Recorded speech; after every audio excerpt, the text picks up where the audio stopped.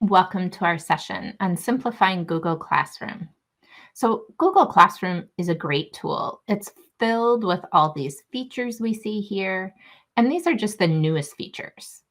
But it can be hard for students and staff, for that matter, to manage all these great features if we don't take advantage of the ability to customize and organize our Google Classroom. Many of these organizing and customizing features feel hidden, so we're going to explore them today.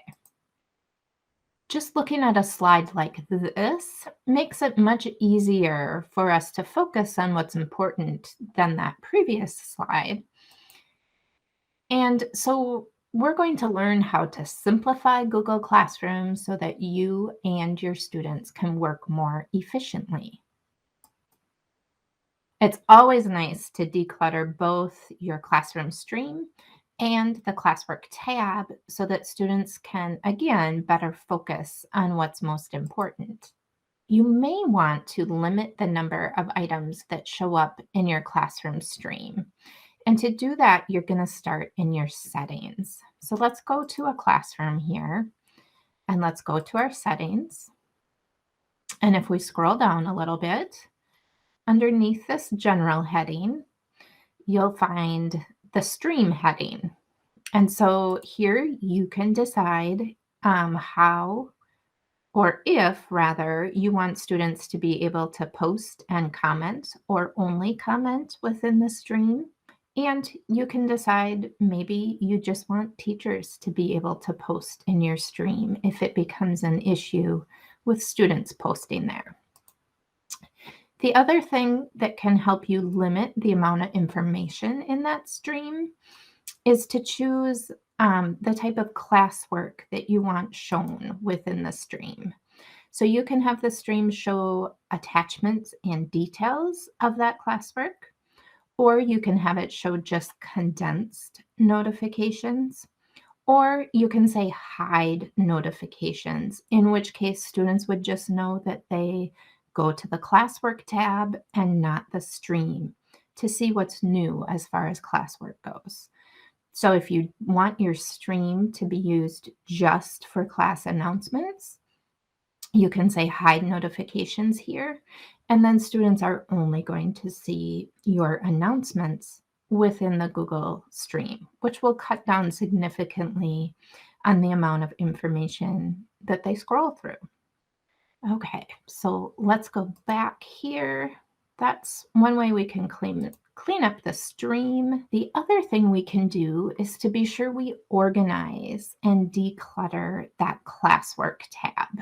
So let's go back to our classroom here, and we'll get out of settings. And let's go to our classwork tab.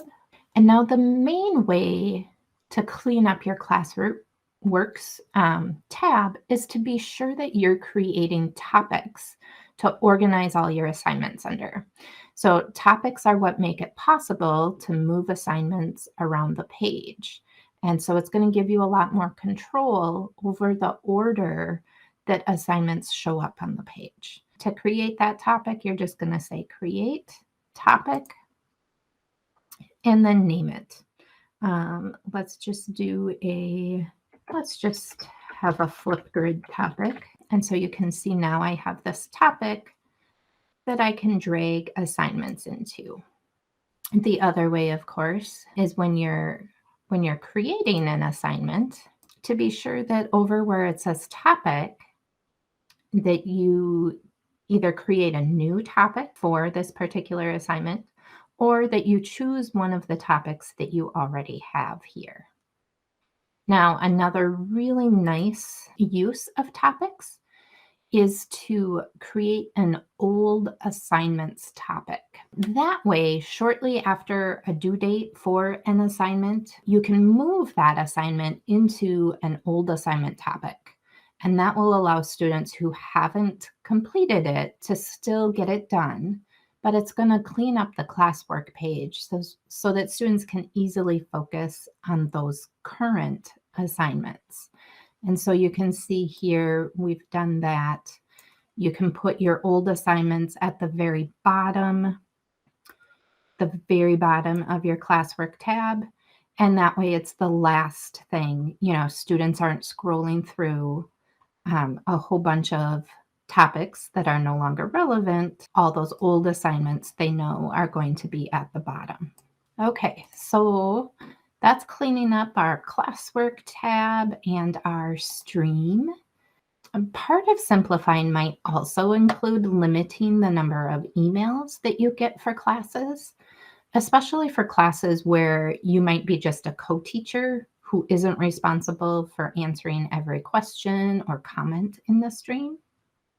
So let's just go out to our classwork tab. To our classroom tab. And then let's go to the 3-line menu. And let's scroll down and click on settings. So now right away here, we see notifications, and you can choose to just turn all those email notifications off if you don't want to get any notifications.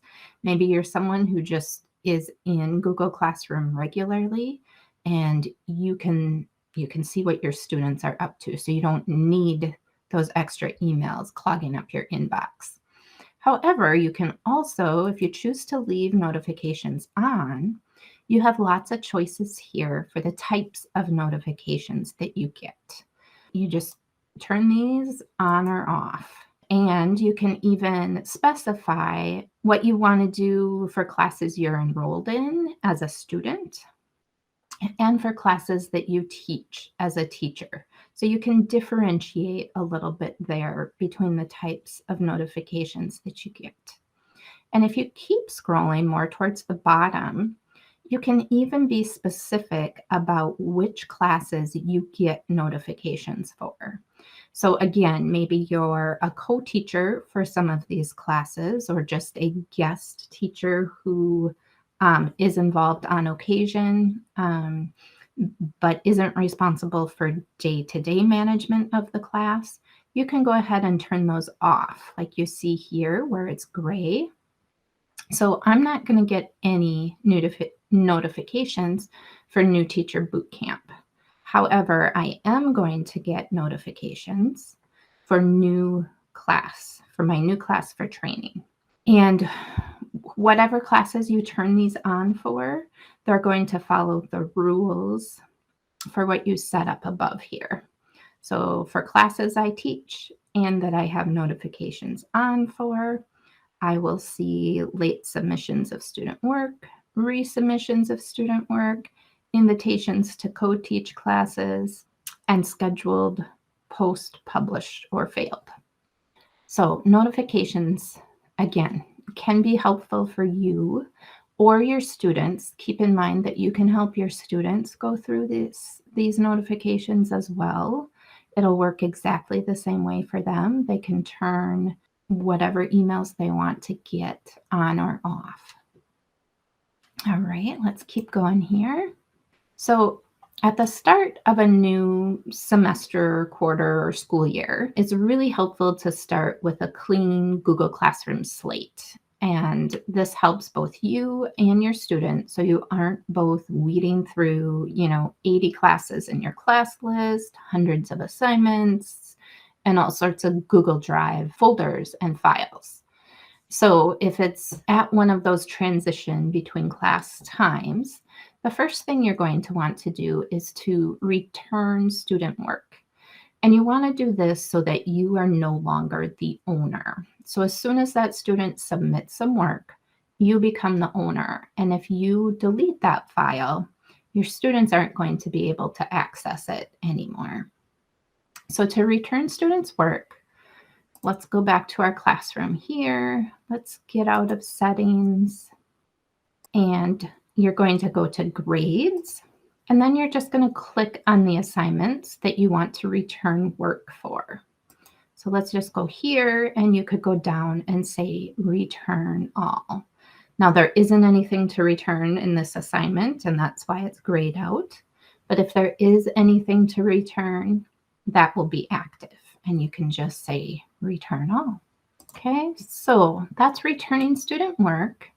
Now, if you aren't going to teach a particular class at all anymore, You can choose to archive it. That way it's not going to show up for you. And just remember that you won't be able to access anything, though, from that archived class until you restore it again. So it's really easy to archive a class. You're going to go out to your class list here. You're going to go to the three dots, and you're just going to go down and say archive. Now, to restore a class that you've archived, similar thing, you're going to go to that main menu, and you're going to scroll all the way to the bottom, and you're going to click on archived classes. And now you just go to the three-dot menu, and you say restore, and that class becomes active again. All right, so let's go back to our class list here. Actually, let's go back to our PowerPoint. Another thing you can do if you're not going to archive those classes, you're going to want to at least unenroll students if they're not in your class anymore. Otherwise, students are going to continue to see the class listed in Google Classroom, and you're still going to see them in your student list. Causes all sorts of issues. So to unenroll students, you're going to go to one of your classes, and you're going to click on People. And then you can go ahead and choose all your students if none of them are in your class again. And under Actions, you can just say Remove. And that's all there is to it. Pretty simple. So the next thing you might want to do is delete class calendars. So if you want less clutter in your Google Calendar list, you can delete the calendar for those classes that you're no longer using. So to do this, you're just going to go out to Google Calendar. And over on the left-hand side here, underneath where it says My Calendar, you would just click on the three dots next to the class calendar. And keep in mind, these calendars are created automatically. So if you're saying, well, I never created a class calendar, well, Google created it for you. So go ahead and click on those three dots, and you can say hide from list if you just want to hide it, or you can actually delete it by going into settings and sharing and scrolling down to the bottom and just saying delete. That's all there is to it. That will just give you a lot less calendars to deal with, because you can see that list can get really long. All right, so next, you also might want to organize your class drive folders. So remember that every time you create a Google Classroom, you also get a set of classroom folders in your Google Drive. So if we go out to your Google Drive, the very first time you created a Google Classroom, a Google Drive folder was created called Classroom. So you can go ahead and go in there. And once you go in there, you're going to see a folder, each of the Google Classrooms that you created. And once you open them, you'll see all the files, again, that you have used within Google Classroom. So what's really nice is just to create a new folder, just going to go New and then Folder. And you probably want to name it like Archived Classes. And then you can just drag any of these old classroom folders into the Archived Classes folder. That way you can still access all those files, but again, you're not scrolling through a whole bunch of Google Drive files to get to the ones that you want. All right, so that's about it for your classroom cleanup during those transition periods where you're switching classes. Sorry, there is a video there that you can watch on that as well. But next, I just wanted to talk about how you can simplify Google Classroom itself if you have students who are using Google Classroom on the iPad. So the first thing is to just be sure that other Google apps are installed on the iPad. So yes, students need Google Classroom on the iPad, but they also need Slides, Docs, Sheets, and Drive. So be sure all of those are on there. before they get started. Then just keep in mind for the students who need text to speech that that support is already built into the iPad. So there's no need to use a separate app when students are within Google Classroom. They can use the text to speech that is built into the iPad right within Google Classroom. So there's a link right here if you want to see how to set up text to speech on the iPad. Next, students can easily fill out a PDF document that you have assigned within Google Classroom without using any other tools. And so there's a video here to see how they can do that as well. It's very simple. And if you're using Pear Deck, be sure you send a link to that Pear Deck presentation if you want students using the interactive features. So sending them just to Google Slides is going to disable all that nice Pear Deck interactivity. And that's about it for the iPad. Finally, though, just wanted to talk about how we know routines can simplify tasks for students.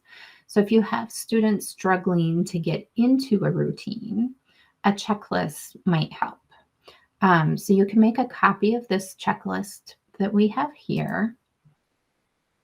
And so again, now that you've made this copy, you can go ahead and change it up if you want your students following some sort of a different routine. But this checklist starts with just a general list of daily tasks for students who are using Google Classroom. And then if a student isn't sure how to, for example, open their Google Calendar, they can click on that link and they can get some step-by-step instructions with screenshots to show them how to open and use their Google Calendar. It might also, though, obviously, because there's links in here, it's helpful to give students this in a digital form.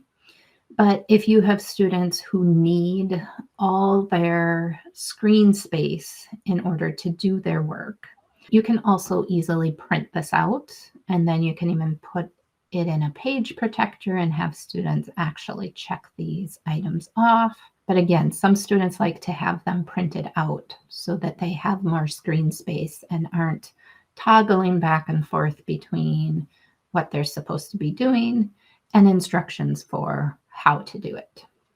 And that brings us to the end of our presentation. I hope we did all right. I hope you learned a few tips for how to simplify your Google Classroom so that you and your students can work more efficiently.